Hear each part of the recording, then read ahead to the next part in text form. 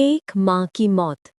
दो घरों को जोड़ने वाली दीवार टूटी और उसी दिन रिश्तों की नींव हिल गई। एक भाई ने ऐसा फैसला लिया जिसकी सजा उसकी बहन को मिली। शादी की शहनाइयों के बीच टूटे सपने, गिरी इज्जत और बिखरता हुआ परिवार। एक औरत माँ बनने वाली थी, दूसरी अपनी पहचान खो रही थी। घर बिकने वाला था, नौकरी छूट चुकी थी और अस्पताल के बाहर एक पति भगवान से अपनी पत्नी की भीख मांग रहा था। ये कहानी सिर्फ दर्द की नहीं है, ये कहानी है गलतियों के बाद भी परिवार को बचा लेने की। भावना देवी की मौत अचानक हुई थी, इतनी अचानक कि किसी को संभलने का मौका तक नहीं मिला। सुबह सब कुछ बिल्कुल सामान्य था। घर में रोज की तरह चाय बन रही थी, आवाजें आ रही थी और किसी को जरा सा भी अंदाजा नहीं था कि कुछ ही मिनटों में इस घर की दुनिया पलटने वाली है। कोने में बैठी पायल फटी फटी आंखों से इधर उधर देख रही थी। उसकी समझ में कुछ नहीं आ रहा था। अभी थोड़ी देर पहले ही तो उसकी माँ हंसते हुए उससे चाय लाने को कह रही थी। वो चाय लेने किचन गई और जब वापस आई तो उसकी माँ सोफे पर एक तरफ झुकी पड़ी थी। पहले तो उसे लगा कि शायद थक गई होंगी, लेकिन जब उसने माँ को आवाज दी और कोई जवाब नहीं आया तो उसके दिल में डर उतर आया। उसने घबराकर माँ को हिलाया, लेकिन शरीर ठंडा पड़ चुका था। सांसें अब उस शरीर में नहीं थी। पायल चीख पड़ी। उसने पूरी ताकत से माँ को झकझोरा, रोई, गिड़गिड़ाई, लेकिन मौत किसी की नहीं सुनती। उसकी माँ हमेशा के लिए जा चुकी थी। उस वक्त घर में कोई बड़ा मौजूद नहीं था। पिता मोहन शर्मा और भाई राहुल दोनों ऑफिस गए हुए थे। कांपते हाथों से पायल ने पहले अपने पापा को फोन किया, फिर अपने भाई को।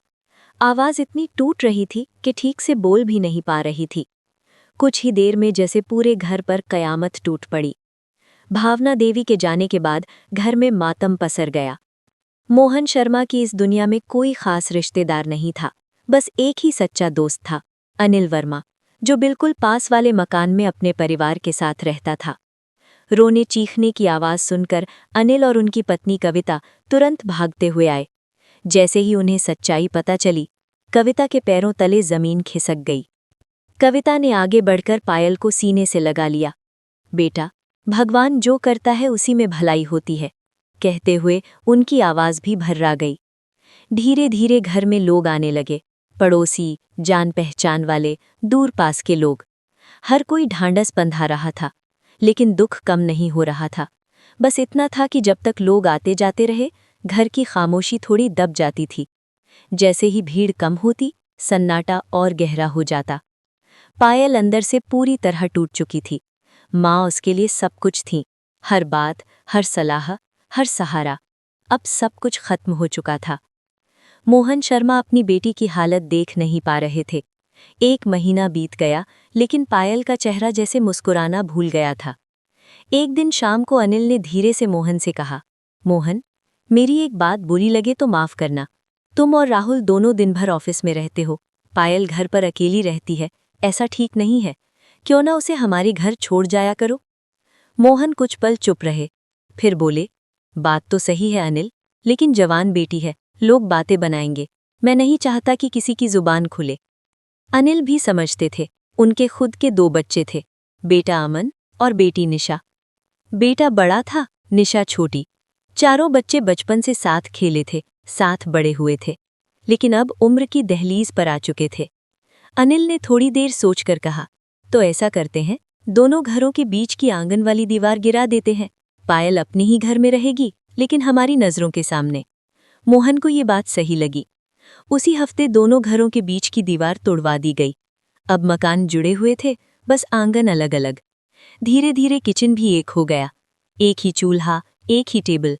शाम का खाना ऐसा वक्त बन गया जब दोनों परिवार साथ बैठते, बातें होती, हंसी आती और दिल का बोझ थोड़ा हल्का हो जाता।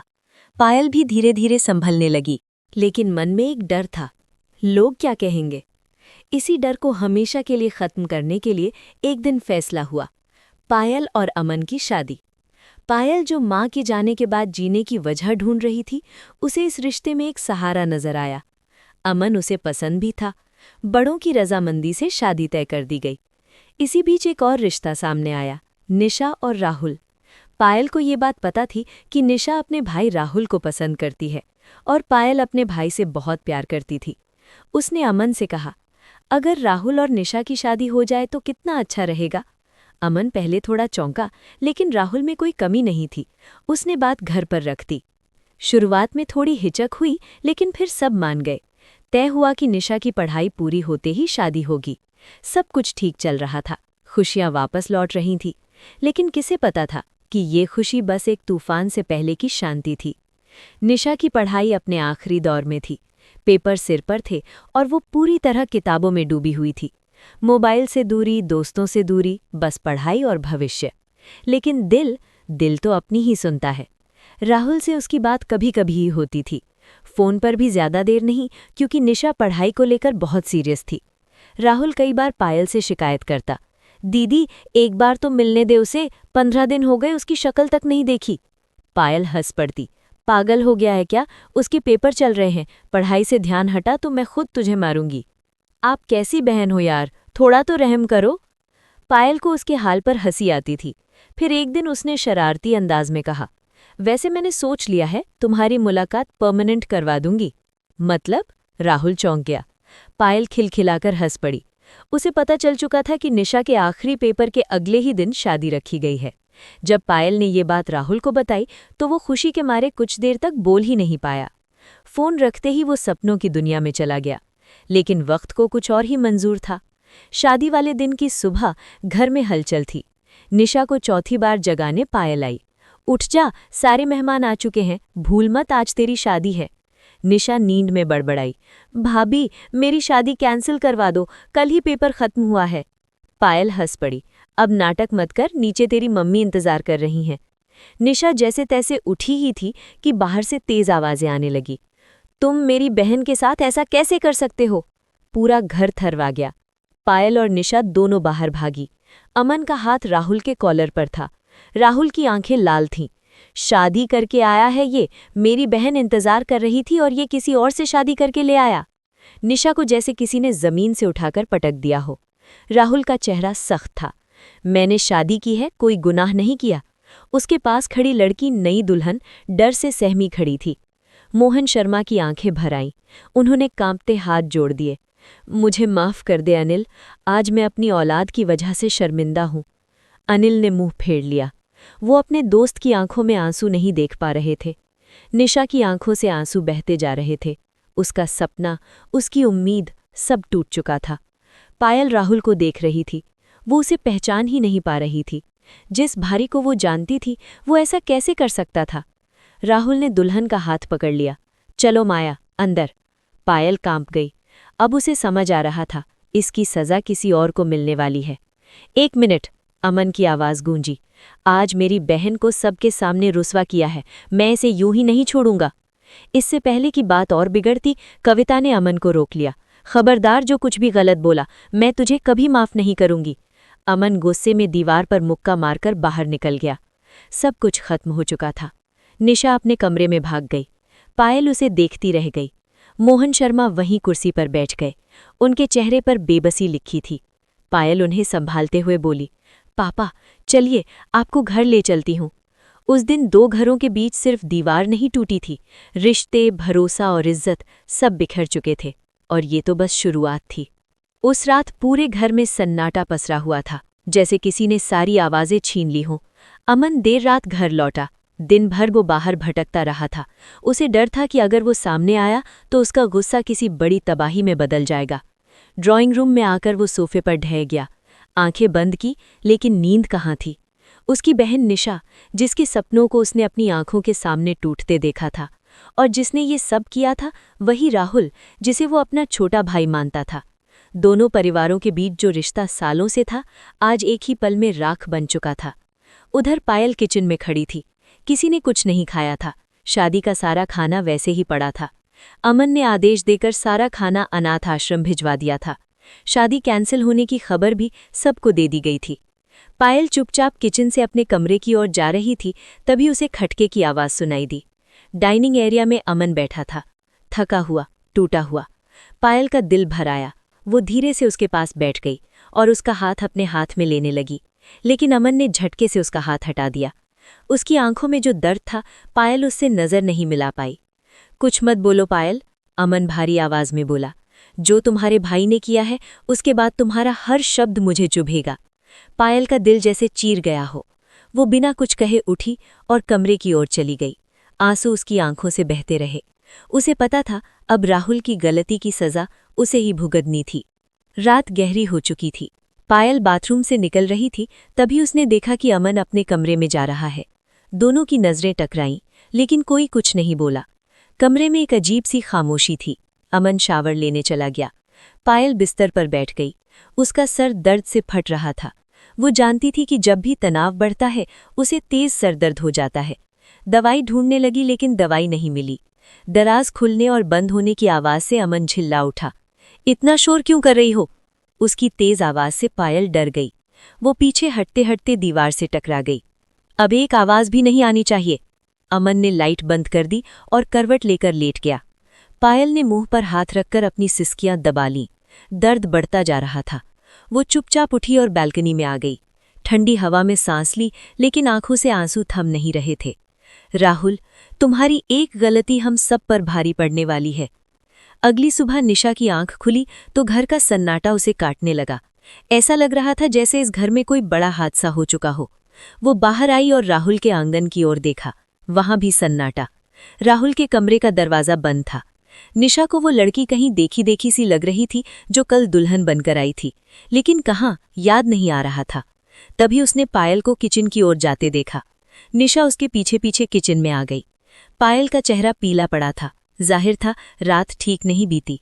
भाभी, तबीयत ठीक है? निशा ने धीरे से पूछा। पायल ने मुस्कुराने की कोशिश की। हाँ, ठीक हूँ। दोनों चुपचाप नाश्ता बनाने लगी।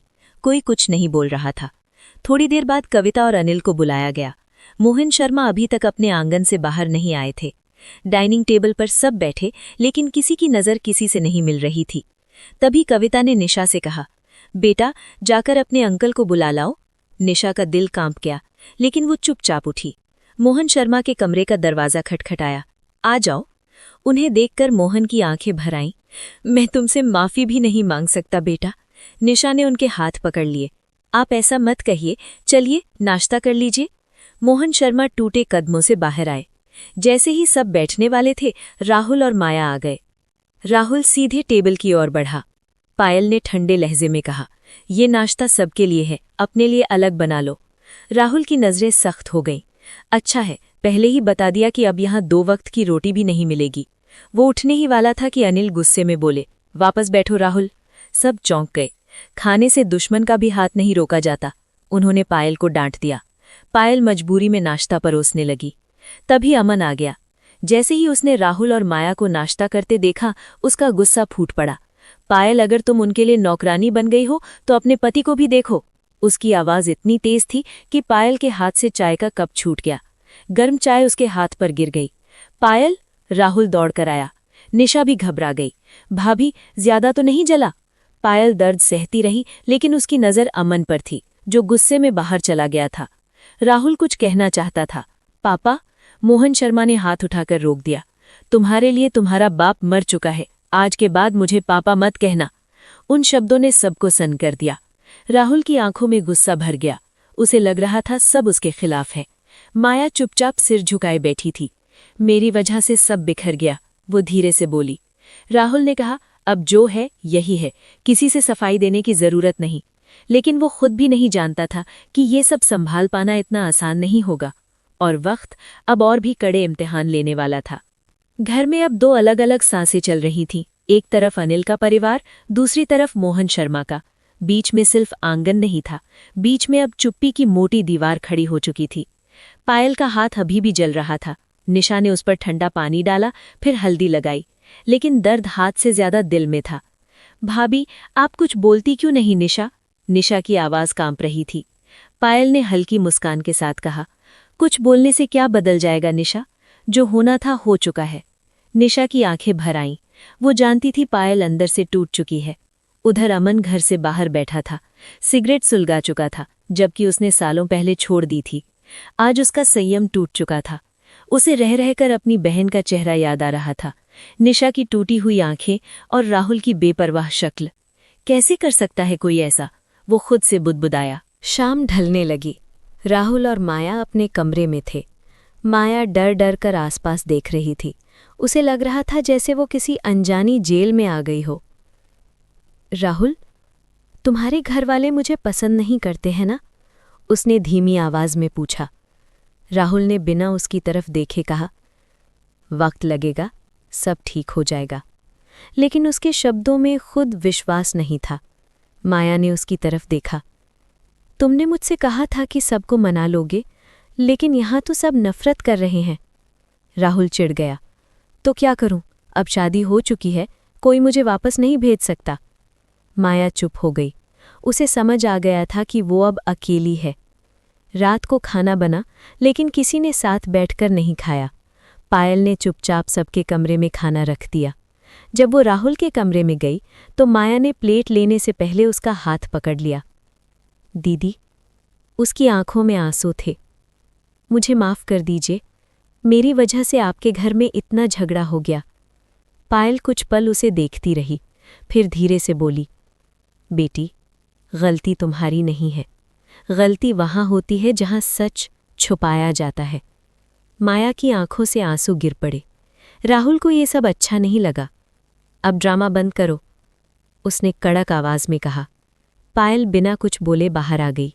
रात में जब सब सो गए, पायल अपने कमरे में बैठी रो रही थी। उसे अपनी माँ की याद आ रही थी। अगर आज माँ होती तो शायद सब कुछ इतना नहीं बिगड़ता। माँ, आप क्यों चली गईं? उसके होंठ कांप रहे थे। उसी वक्त अमन कमरे में आया। उसने पायल को रोते देखा लेकिन कुछ नहीं बोला। कुछ देर बाद वो बोला, हाथ दिखाओ। पायल चौंक गई। क्या? हाथ। उसकी आवाज़ थोड़ी नर्म थी। पायल ने धीरे से जला हुआ हाथ आगे बढ़ाया। अमन ने मरहम लगाया। उसकी उंगलियां कांप रही थी। मुझे गुस्सा तुम पर नहीं है, वो बोला, लेकिन जब मैं राहुल को देखता हूं तो खुद पर काबू नहीं रहता। पायल की आंखें भर आईं। मैं जानती हूं। उस रात पहली बार दोनों बिना झगड़े के सोए। अगले दिन सुबह एक नई मुसीबत खड़ी थी। अनिल को अचानक सीने में दर्द उठा। कविता घबरा गई। अमन, जल्दी आओ! उनकी चीख सुनकर सब दौड़ पड़े। अनिल पसीने से भीगे हुए थे। सांस तेज चल रही थी। पायल ने बिना देर किए एम्बुलेंस बुलाई। सब अस्पताल पहुंचे। डॉक्टर ने कहा, अटैक हल्का है, लेकिन अभी निगरानी में रखना होगा। कविता का रो रो कर बुरा हाल था। निशा उनके पास बैठी थी। अमन बाहर खड़ा दीवार से टेक लगाए खड़ा था। उसका चेहरा पीला पड़ चुका था। उसी वक्त राहुल भी वहां पहुंचा। उसने अनिल को ऐसे देखा जैसे अंदर कुछ टूट रहा हो। वो धीरे से अमन के पास आया। भैया? अमन ने उसकी तरफ देखा तक नहीं। राहुल की आंखों में पानी भर आया। अगर पापा को कुछ हो गया तो मैं खुद को माफ नहीं कर पाऊंगा। अमन ने गहरी सांस ली। अब पछतावा किस काम का? डॉक्टर ने कहा कि अनिल को कुछ दिन अस्पताल में रहना होगा। घर लौटते वक्त सब चुप थे। घर पहुंचते ही खर्चों की बात शुरू हुई। इलाज में काफ़ी पैसे लगने वाले थे। मोहन शर्मा ने कहा, मेरे पास थोड़ी बचत है, मैं मदद कर दूंगा। अनिल ने कमज़ोर आवाज़ में कहा, नहीं मोहन, अब रिश्ते कमज़ोर हैं, एहसान नहीं चाहिए। मोहन शर्मा की आंखें झुक गईं। राहुल ने हिम्मत करके कहा, मेरे पास भी कुछ पैसे हैं। अमन ने तीखी नज़र से देखा। तुम्हारे पैसे नहीं चाहिए। ये सुनकर माया चौंक गई। उसे समझ आने लगा था कि राहुल की हर बात अब गलत मानी जाएगी। उस रात पायल देर तक जागती रही। वो जानती थी कि टकराव से हालात और बिगड़ेंगे। राहुल, उसने शांत आवाज़ में कहा, गलतियां हो जाती हैं, लेकिन अगर हम सब यूं ही जिद पर अड़े रहे तो सब बिखर जाएगा। राहुल का गुस्सा फूट पड़ा। तो क्या करूं दीदी, हर बात में मेरी गलती? गलती मानी तो सुधरेगी, पायल बोली। राहुल कुछ नहीं बोला। वो उठकर बाहर चला गया। माया ने पायल की तरफ देखा। दीदी, मैं सच में कोशिश कर रही हूं, लेकिन मुझे लगता है ये घर मुझे कभी अपना नहीं पाएगा। पायल ने उसका हाथ पकड़ लिया। वक्त दो बेटी, दिलों के घाव भरने में वक्त लगता है। लेकिन पायल खुद जानती थी कि कुछ घाव ऐसे होते हैं जो कभी नहीं भरते। अगले दिन सुबह अनिल को होश आया। सब अस्पताल पहुंचे। अमन ने उनके हाथ पकड़ लिए।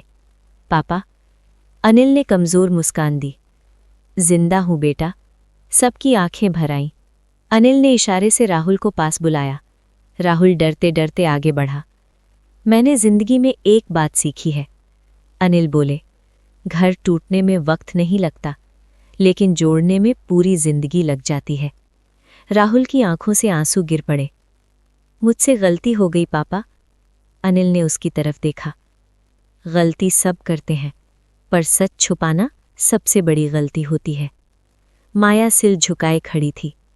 अनिल ने उसे भी देखा। बेटी, तू भी अब इस घर का हिस्सा है, लेकिन रिश्ते निभाने पड़ते हैं, जिद से नहीं। माया रो पड़ी।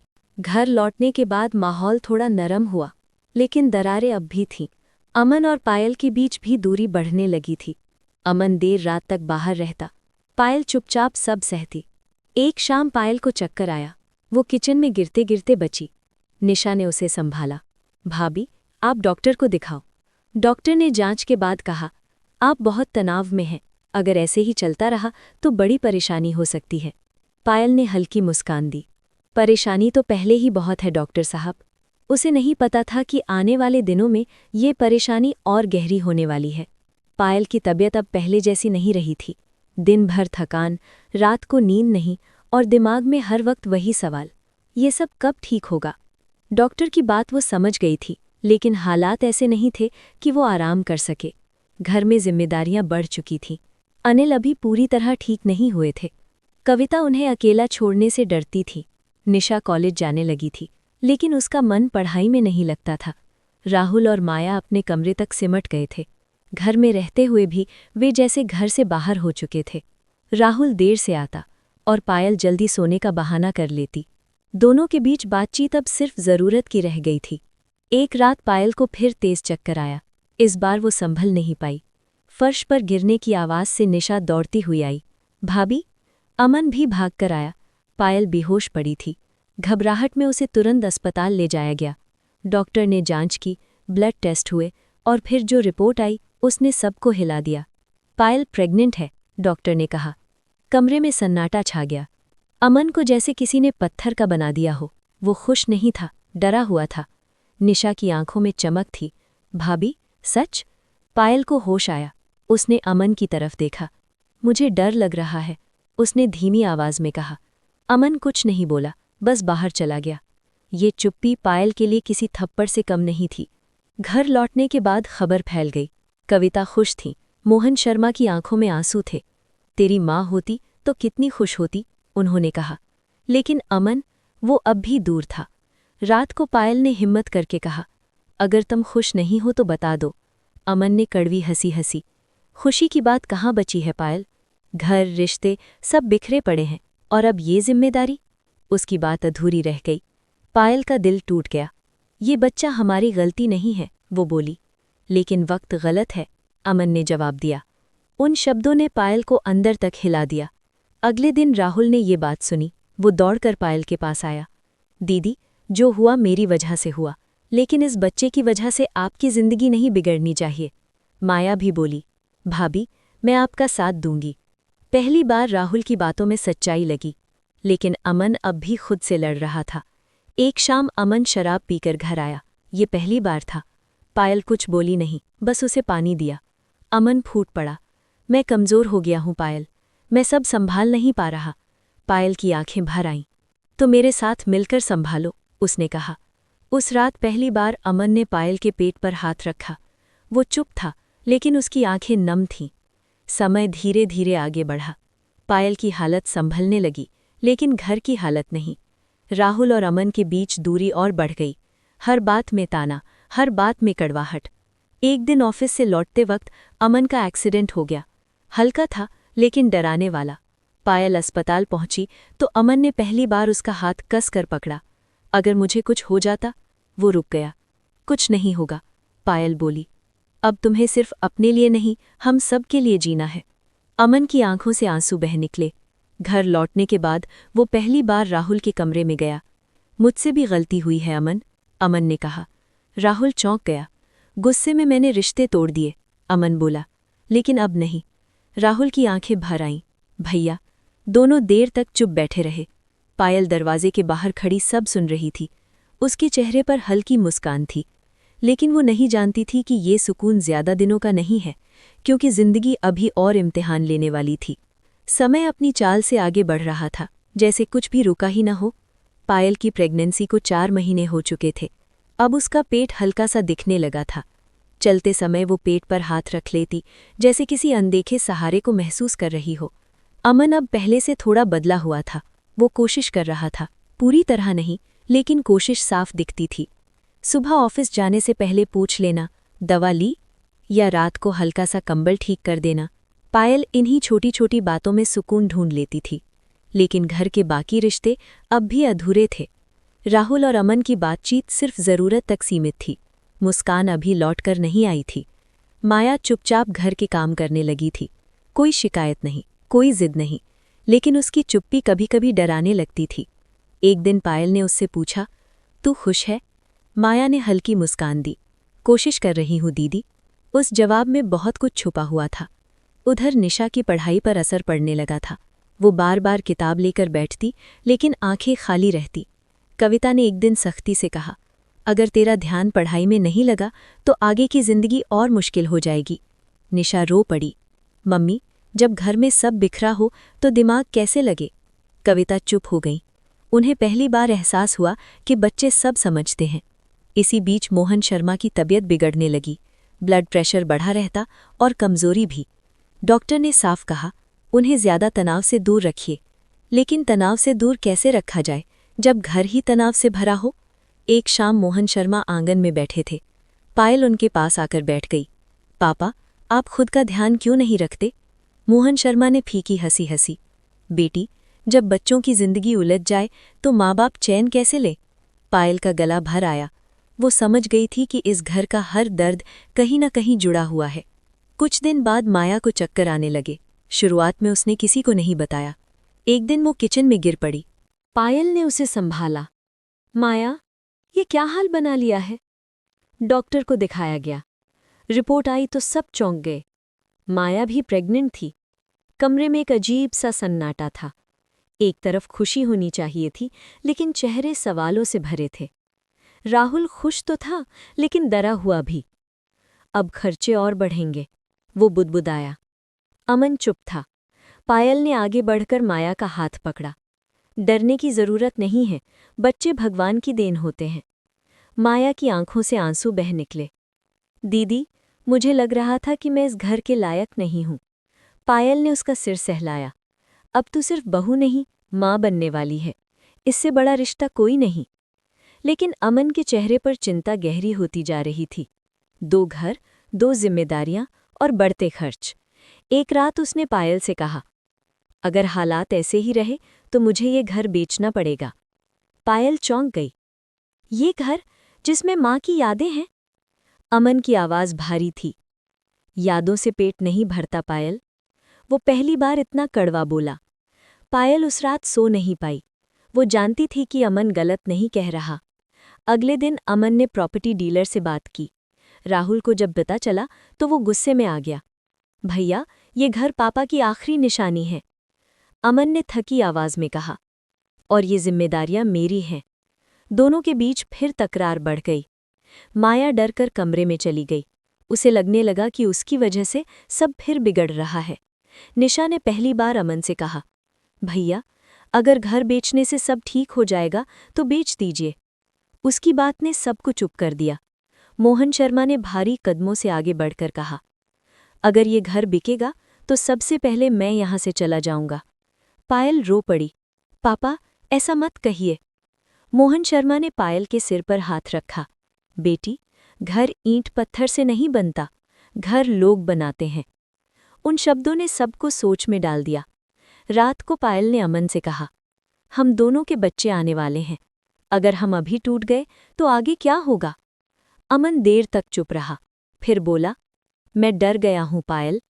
पायल ने उसका हाथ पकड़ लिया। डर से भागेंगे तो जिंदगी भर भागते रहेंगे। अमन की आंखें भर आईं, लेकिन बाहर हालात अब भी उतने ही उलझे हुए थे, और आने वाला वक्त इस परिवार की सबसे बड़ी परीक्षा लेने वाला था। घर बेचने की बात अब हवा में तैरने लगी थी। हर कोई कुछ न कुछ सोच रहा था, लेकिन कोई खुलकर कुछ बोल नहीं पा रहा था। अमन रोज डीलर से बात करता, कागजात देखता और पायल चुपचाप ये सब देखती रहती। उसे लगता था जैसे उसकी जड़ें धीरे धीरे उखाड़ी जा रही हों। एक सुबह मोहन शर्मा ने अचानक कहा, मैं गांव जाना चाहता हूं। सब चौंक गए। अभी? पायल ने घबराकर पूछा। हाँ, उन्होंने शांत स्वर में कहा। कुछ दिन वहां रहूंगा। यहां रहकर दिल और भारी हो रहा है। पायल समझ गई, ये उनका भागने का तरीका था। अमन ने कुछ नहीं कहा।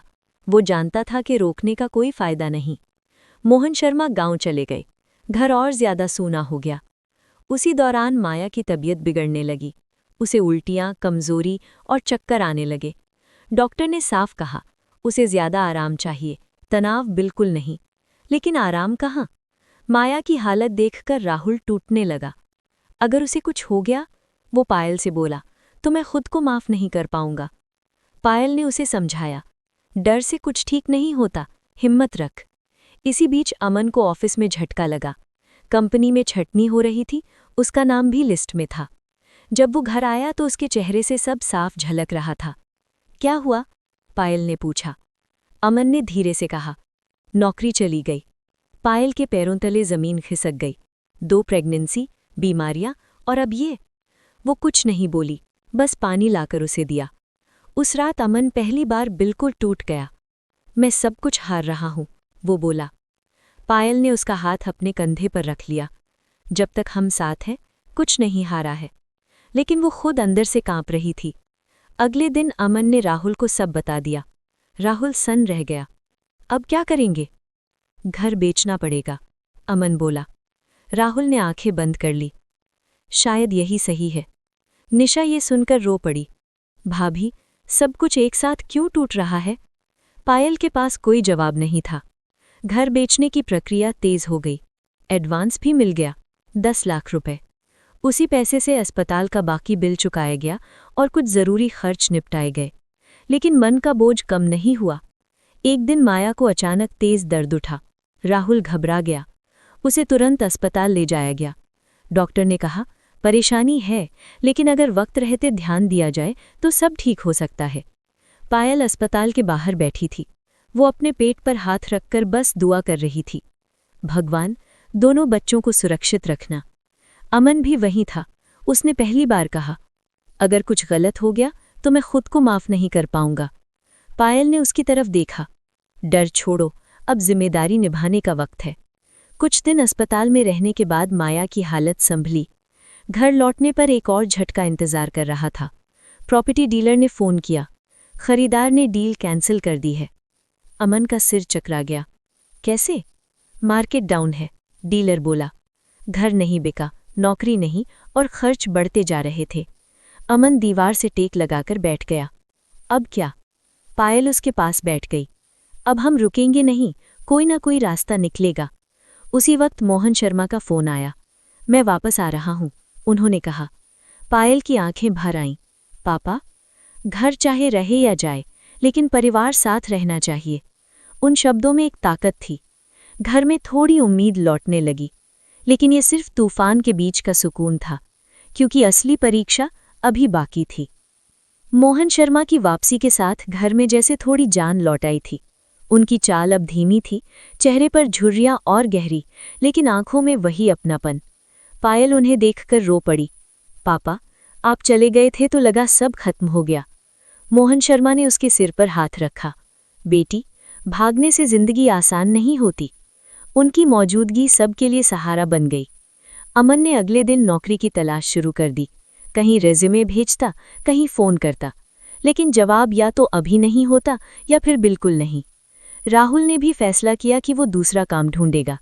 पहले वाली नौकरी छोड़ चुका था, लेकिन अब घर चलाने के लिए कुछ भी करने को तैयार था। माया की तबीयत अब थोड़ी स्थिर थी।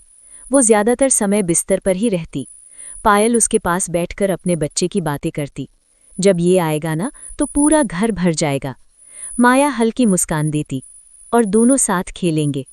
उन पलों में दोनों औरतें अपने दुख भूल जाती थीं। निशा कॉलेज जाने लगी थी, लेकिन उसका मन अब घर में ही अटका रहता। एक दिन उसने पायल से कहा, भाभी, अगर आपको बुरा ना लगे तो मैं पार्ट टाइम काम कर लूं? पायल चौंक गई। पढ़ाई? पढ़ाई भी करूंगी, निशा बोली, लेकिन घर की हालत देखी नहीं जाती। पायल ने अमन से बात की। अमन ने पहली बार निशा की पीठ थपथपाई। तू समझदार है। निशा ने ट्यूशन पढ़ाना शुरू किया। थोड़े थोड़े पैसे आने लगे। एक शाम अमन घर लौटा तो उसके चेहरे पर हल्की मुस्कान थी। क्या हुआ? पायल ने पूछा। एक छोटा सा कॉन्ट्रैक्ट मिला है, अमन बोला। पैसे कम हैं, लेकिन शुरुआत तो है। पायल ने राहत की सांस ली। उसी रात माया को फिर दर्द उठा, इस बार ज्यादा तेज। राहुल उसे लेकर भागा। डॉक्टर ने जांच के बाद कहा, हमें ज्यादा सावधानी रखनी होगी। थोड़ी सी लापरवाही खतरनाक हो सकती है। राहुल बाहर बैठकर रोने लगा। मैं बहुत डर गया हूं। अमन ने उसका कंधा थपथपाया। डर सबको लगता है, पर अब पीछे हटने का वक्त नहीं। ये पहली बार था जब दोनों भाइयों ने एक दूसरे से ऐसे बात की। घर लौटने के बाद मोहन शर्मा ने सबको बुलाया। मैंने एक फैसला लिया है, उन्होंने कहा। सब चुप हो गए। मेरे पास गांव की ज़मीन है, मोहन बोले। उसे बेचकर हम अभी का वक्त निकाल सकते हैं। पायल चौंक गई। पापा, वो आपकी जिंदगी भर की कमाई है। मोहन शर्मा मुस्कुराए। जिंदगी की कमाई जिंदगी बचाने के लिए ही होती है। अमन की आंखें भर आईं। मैं ये नहीं करवा सकता। ये एहसान नहीं है, मोहन बोले। ये पिता का फर्ज है। कुछ दिनों में ज़मीन बिक गई। 12 लाख रुपए मिले। उस पैसे से घर के ज़रूरी खर्च चले, दवाइयाँ आईं और थोड़ी राहत मिली। लेकिन वक्त ने फिर करवट ली। पायल की रिपोर्ट ठीक नहीं आई। डॉक्टर ने कहा, आपको पूरा बेड रेस्ट चाहिए। ज़रा सी भी लापरवाही खतरनाक हो सकती है। पायल डर गई। मेरे बच्चे को? हम पूरी कोशिश करेंगे, डॉक्टर बोले। घर में फिर डर लौट आया। माया भी उसी हालत में थी। 2 औरतें, 2 बच्चे और एक ही घर में दोहरी चिंता। अमन रात रात भर जागता, राहुल भी। निशा चुपचाप घर संभालती। एक रात पायल को तेज दर्द उठा। अमन घबरा गया। अस्पताल पहुंचते पहुंचते पायल बेहोश हो गई। डॉक्टर भाग दौड़ में लग गए। अमन बाहर बैठा हाथ जोड़े बस एक ही बात बोल रहा था, भगवान, कुछ भी ले लो, बस पायल को बचा लो। राहुल भी वहीं था। उसकी आंखों से आंसू रुक नहीं रहे थे। माया दर्द में कराह रही थी। निशा उसे संभाल रही थी। रात बहुत लंबी थी। हर मिनट घंटे जैसा लग रहा था। डॉक्टर बाहर आए। हमने बच्चे को बचा लिया है, उन्होंने कहा। अमन की सांस अटक गई। और पायल? डॉक्टर ने थोड़ी देर चुप रहकर कहा, हम पूरी कोशिश कर रहे हैं। उस खामोशी में अमन की दुनिया डगमगा गई। अस्पताल के बाहर वो रात किसी सदी से कम नहीं लग रही थी। अमन की आंखें दरवाजे पर जमी थीं।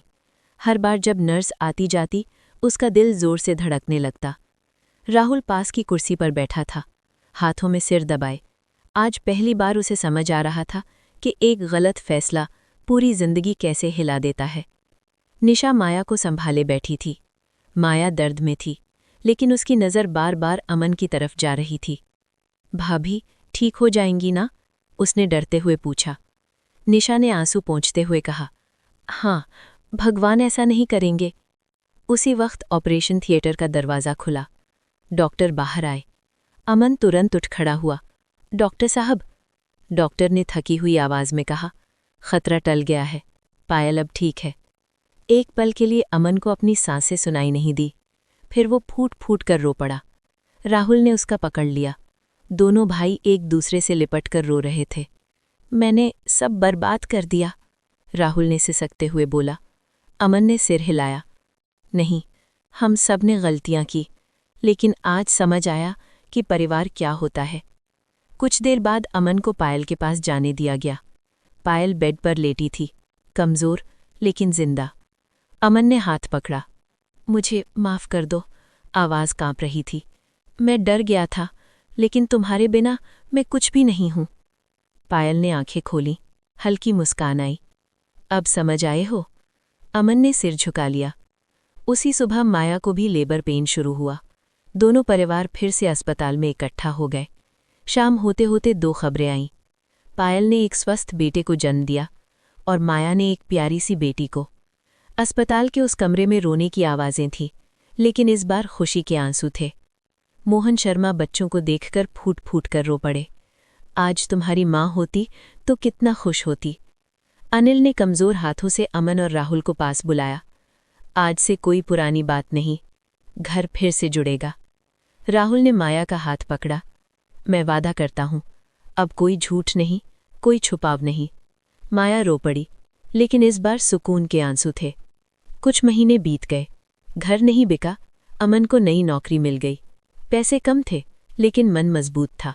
निशा ने अपनी पढ़ाई पूरी की, ट्यूशन के साथ वो आत्मनिर्भर बन गई। घर में 2 बच्चों की किलकारियां गूंजने लगी।